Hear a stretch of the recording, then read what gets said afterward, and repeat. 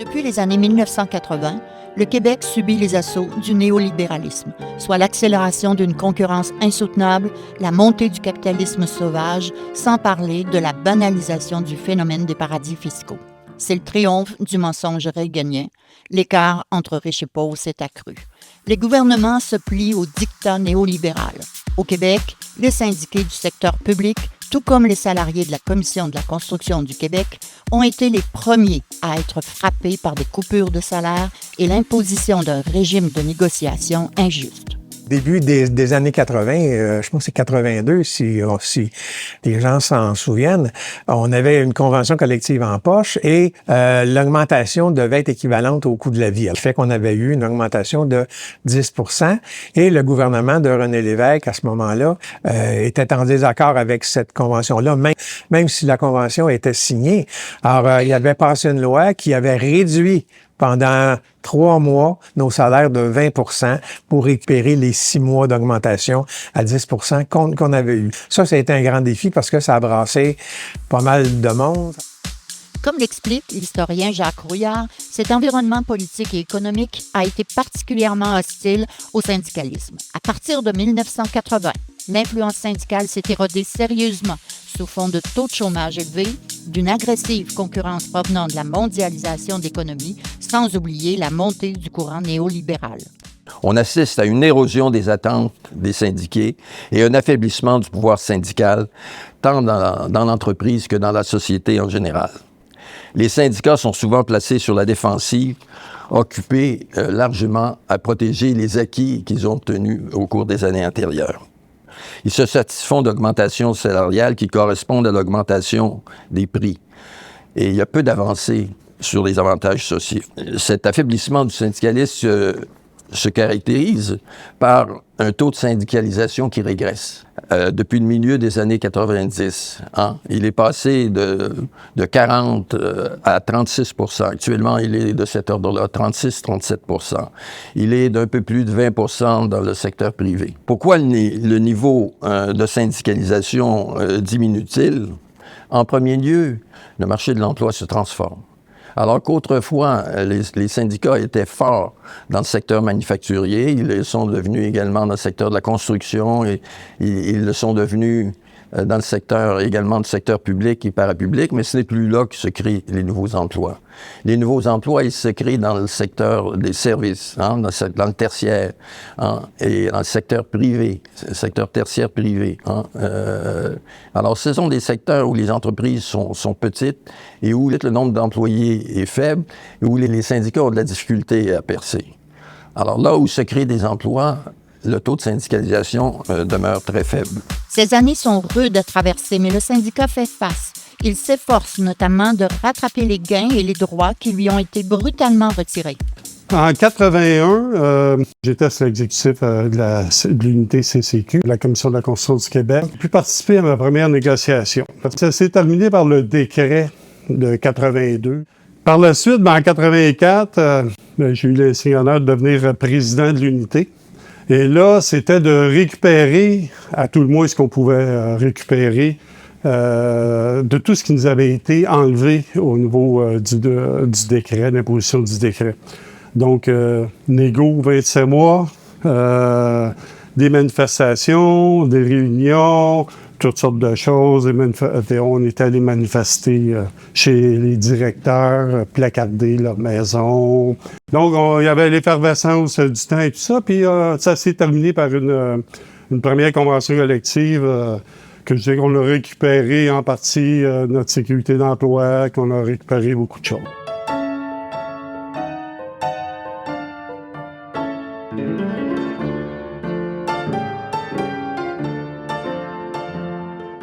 La société québécoise, comme toute société moderne, a grandement évolué à partir des années 1950. Or, chez nous, comme ailleurs, les valeurs humaines et sociales des milieux syndicaux ont toujours reflété celles de la société. Par exemple, dans les années 70, Dominique Savoie, cette jeune diplômée en relations industrielles qui débarque au SEPB 57, va devoir reviser sa vision romantique des syndicats de l'époque. Aller négocier dans les syndicats, c'est se confronter à la réalité. Puis là, je suis pas méprisante du tout en disant ça, mais ces syndicats-là de bien implantés, c'était des syndicats qui représentaient essentiellement des hommes, surtout des hommes, et que les seules femmes qui côtoyaient, c'était leurs employés de bureau. Et le goût des employés de bureau, de manière générale, c'était de ne pas être perçus de la même manière que des employés professionnels ou même des ouvriers avec un métier. C'était des gens qu'on percevait plus corvéables. C'est des gens qui sont là de passage, ils resteront pas. On est encore à l'époque où la majorité des femmes, quand elles ont des enfants, quittent. Le taux de participation des femmes à la population active à ce moment-là était, je pense, à peu près de 30%. C'était pas élevé, là.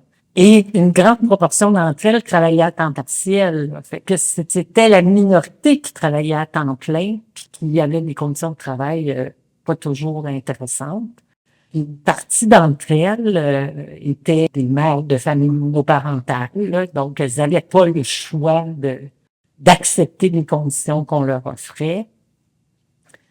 Alors, quand on négocie avec des syndicats qui ont un regard sur leurs propres employés, par exemple, je me souviens d'une phrase là, qui m'a été répétée je ne sais combien de fois.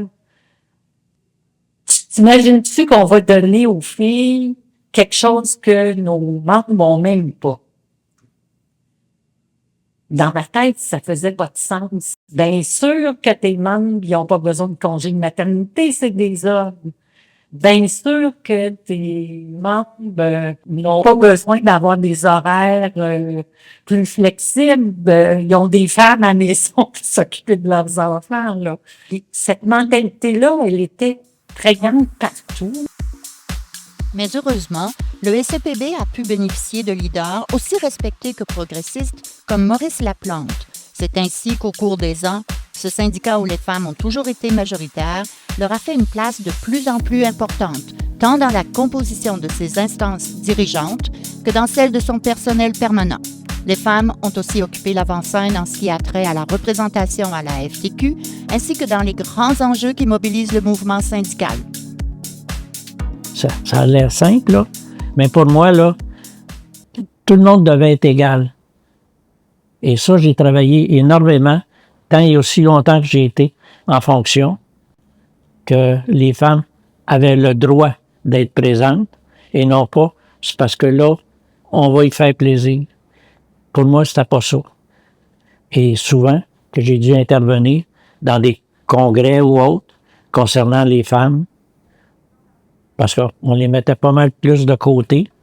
Puis moi, je revenais en disant non, un syndicat, là, c'est fait des hommes et des femmes. Il n'y a pas une différence. Et tout le monde doit respecter ça. Je te dis ça, là, très grossièrement, là, mais pour moi, là, il n'y avait pas une différence entre un gars et une fille. C'était tous des membres. En 1984, lorsque la FTQ ouvre des postes de vice-présidence réservés aux femmes au sein de son bureau de direction, Claude Grenier, président du syndicat de la Banque Laurentienne, est élu pour occuper l'un de ses sièges. 3 ans plus tard, c'est sa consoeur, Carole Heywood, présidente de l'unité de la Croix-Bleue, qui prend la relève pour 2 mandats.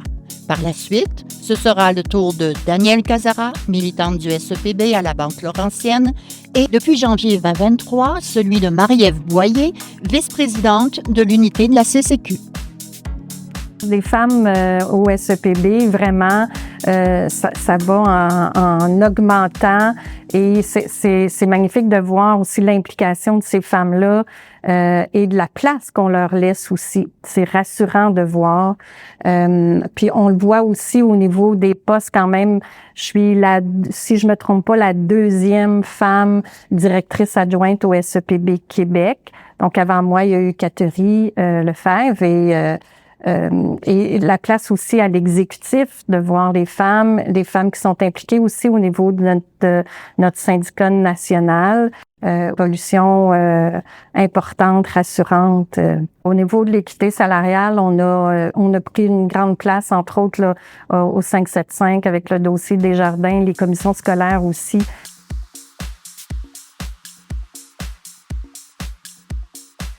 C'est sûr que c'est un peu gênant que ce soit un homme soit le président d'une organisation syndicale à 80% composée de femmes. Mais il reste quand même que depuis les fins des années 70, il y a quand même eu des efforts pour recruter du personnel conseil féminin qui, avec le temps, ben, je pense qu'on est rendu maintenant à une parité au niveau du service conseil.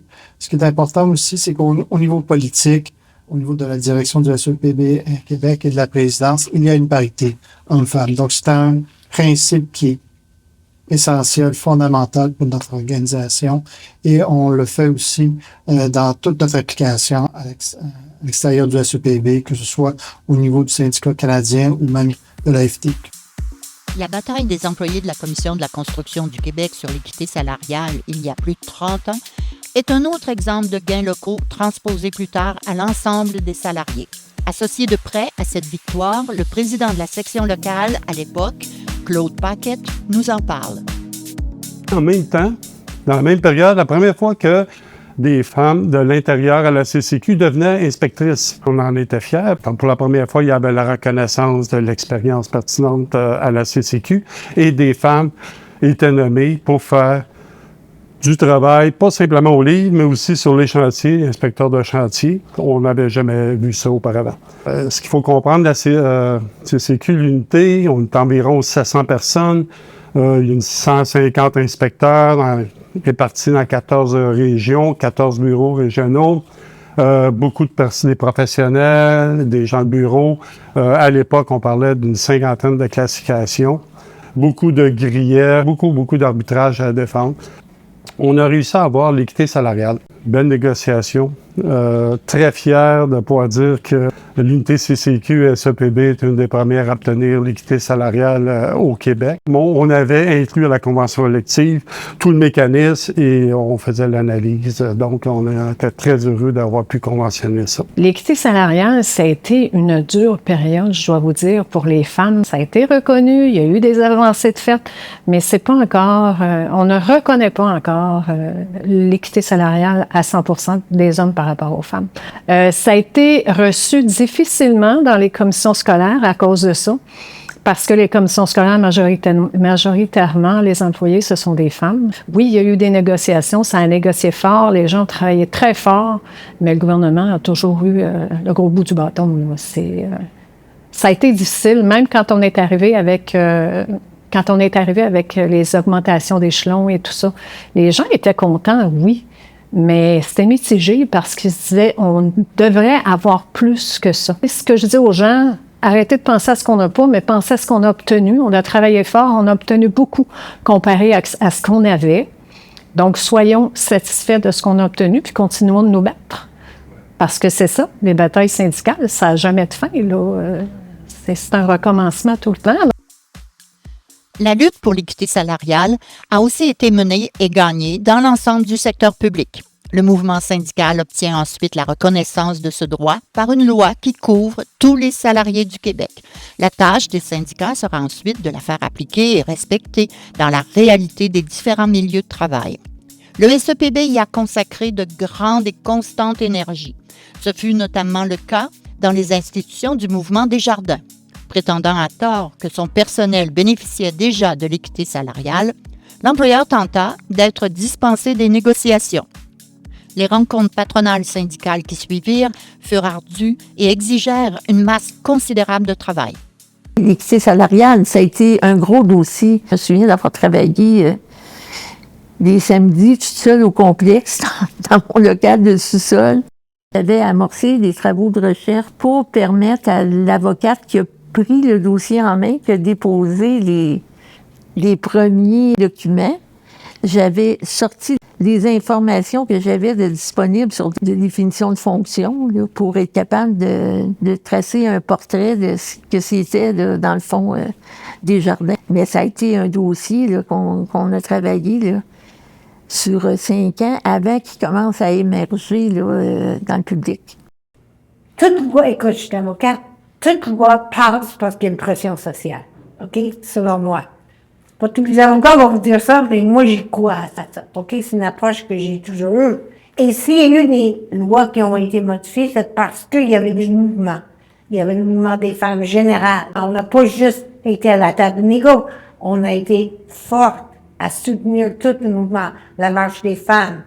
Il y avait un fort mouvement des femmes qui se développait et nous, au niveau de la négociation dans tous nos groupes, on amenait des demandes spécifiques aux femmes. Congés parentaux pour les hommes et les femmes, les hommes pour pouvoir être impliqués davantage, pour les types de congés qu'on demandait aux femmes à cause que d'autres avaient le fardeau. Au niveau de l'organisation du travail, il y avait beaucoup de différents types de demandes qu'on mettait de l'avant qui ne concernaient que une femme qui avait une journée de travail, comme on l'appelait, elle venait à faire la maison et le travail. Tout ça a été parti à l'écran de la pensée, la réflexion que je faisais pour le SEPB, tandis que dans d'autres syndicats, c'était peut-être moins présent à cause de la composition. Desjardins disait au niveau du discours que oui, il était d'accord avec l'équité, blablabla. Quand on est venu travailler, ça a été la bataille constante. Au niveau de l'évaluation, c'est un travail multiplié. Je ne donnais pas la valeur du tout. Il y avait des gros débats. Est-ce que oui, ça compte pour quelque chose que le madame fait? Il fallait donner 1 à 10, puis les autres, peut-être, ils donnaient 3, tandis que nous, on leur donnait une note. Nécessairement, puis j'entends au niveau du discours, à ce moment-là, il était pour, il faisait comme le défenseur des droits des femmes. Dans la pratique, c'était pas ça. C'était vraiment beaucoup. Le syndicat qu'on avait chez Desjardins se sont mobilisés, non seulement à la table de négo au niveau du comité d'équité, par les manifs. On a sorti des bulletins d'information. On faisait des assemblées. Ça a été comme faire une grève sans faire une grève. Ça n'a pas été facile à Desjardins. Longue, pénible et difficile.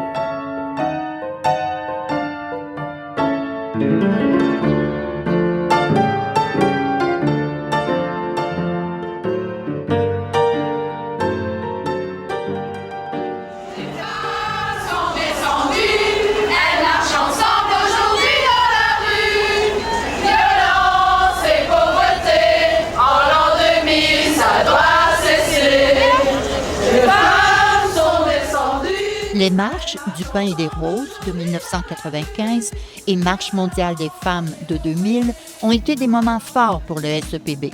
Cette volonté de mettre fin à la violence et à la pauvreté chez les femmes permet à 2 militantes, Mireille Filion et Carole Heywood, de faire œuvre de mémoire. Un événement important auquel le SEPB a participé, évidemment, c'est la Marche mondiale des femmes du pain et des roses, qui a eu lieu en 95, mais qui s'est poursuivi parce que il y a eu plusieurs années d'affilée des rappels de cette marche-là. Il y en a eu plusieurs, là, mais ça a tous été des événements mémorables. Là. C'est pas croyable de voir ce que ça peut donner quand les femmes décident de faire converger toutes leurs forces dans le même sens, d'unir leurs forces pour un même but. Et que l'ensemble des dirigeants se rendent compte quand les femmes décident d'unir leurs forces, ce que ça peut donner. Il faudrait peut-être le faire plus souvent. C'est vraiment un apogée là, du mouvement communautaire, du mouvement des femmes et du mouvement syndical. Là. Les trois n'avaient jamais été aussi réunis pour les mêmes causes, pas juste une cause, mais pour les revendications des femmes. Dans ce groupe-là, dans cette mouvance-là, là, les femmes du mouvement syndical, on était vues comme des gras durs. Parce qu'on avait des jobs syndiqués, tu sais. Ça nous a unis davantage avec le mouvement communautaire puis le mouvement des femmes. Tout le monde avait les mêmes intérêts. On n'était pas là juste pour défendre les conditions de travail des employés syndiqués. Quand on était là pour faire progresser la société, là. Au niveau du SEPB, la mobilisation s'était faite très, très, très facilement. Tu sais, je veux dire, ça se parlait tellement.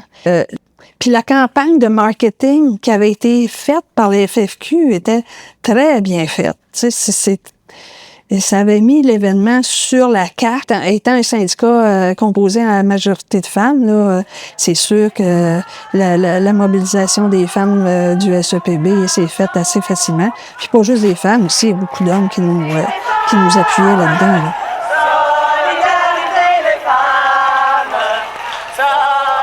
Un autre beau moment qu'on a passé, au niveau du dossier des femmes, c'est sur le droit à l'avortement, là, quand le jugement de la Cour suprême avait rendu légal le droit à l'avortement. Ça aussi, ça a été une belle victoire, pas seulement pour le mouvement syndical, mais pour les femmes en général. Puis je me souviens, tu sais, on avait tellement lutté pour obtenir ce droit-là, descendu dans les rues, on avait fait toutes sortes de manifestations, des colloques sur la question. Fait que quand le jugement est sorti, là, c'était ouf, tout le monde a dit bon, enfin, on l'a gagné. On était soulagés, mais là, on voit qu'il y a des tendances aux États-Unis puis dans l'Ouest canadien où là, les forces pro-vie là, essayent de reprendre du terrain. Là, tu sais, il n'y a rien d'acquis. Quelque part, ça fait mal, ça. Les gens ont tendance à s'asseoir un petit peu sur leur laurier un coup qu'ils ont gagné quelque chose.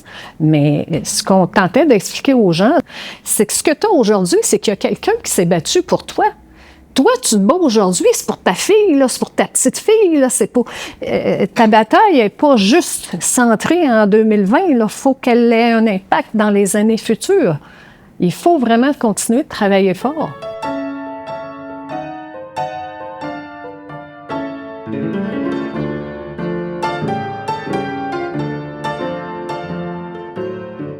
La fin des années 1990 est le siège d'un vaste mouvement de restructuration dans de nombreux secteurs.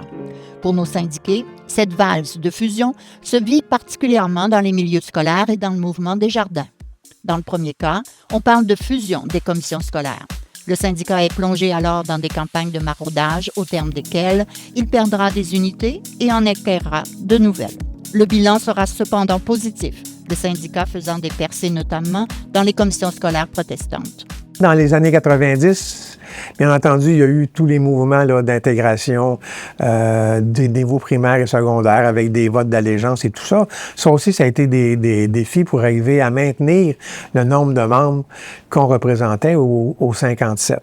Et le plus gros défi, il est venu en 1998 lors de la création des commissions scolaires linguistiques, parce que là, ça a été un gros brassage, là. Par exemple, chez moi, à la commission scolaire Marie-Victorin, sur la liste des gens qui avaient à voter pour choisir leur allégeance syndicale, il y avait 1250 personnes, mais à ce titre-là, il y avait uniquement 250 personnes qui étaient membres du SEPB 57.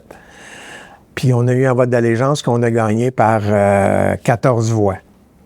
Tous ces votes d'allégeance-là, c'était directement lié à la fusion des commissions scolaires et à la diminution des commissions scolaires. D'ailleurs, on avait, avant cette fusion-là, on avait négocié des protocoles de transfert et d'intégration qui prévoyaient là, comment ça allait se passer, dont les fameux votes d'allégeance qui étaient déterminés là, par le ministère du Travail, les dates à lesquelles on les avait et tout ça.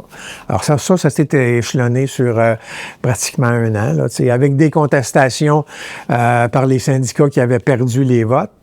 Alors avant que tout ça là, entre vraiment en fonction, il s'est passé pratiquement un an. Autre cas fortement médiatisé, le mouvement Desjardins procédera à des changements structurels majeurs. La plupart des caisses populaires feront l'objet de fusions. Là encore, le bilan sera positif pour le SEPB, qui verra ses rangs se garnir de nouveaux membres. Dans le mouvement Desjardins, en fait, il y avait beaucoup de travail à faire en syndicalisation pour cette section locale-là. On parlait à peu près à l'époque d'à peu près 20-25% d'employés du mouvement Desjardins qui étaient syndiqués. Donc, il y avait tout un chantier qu'on pouvait faire. Il y avait plein de choses à faire. Le mouvement Desjardins, ça le dit dans son nom, est en mouvement. Hein, donc, il bouge continuellement.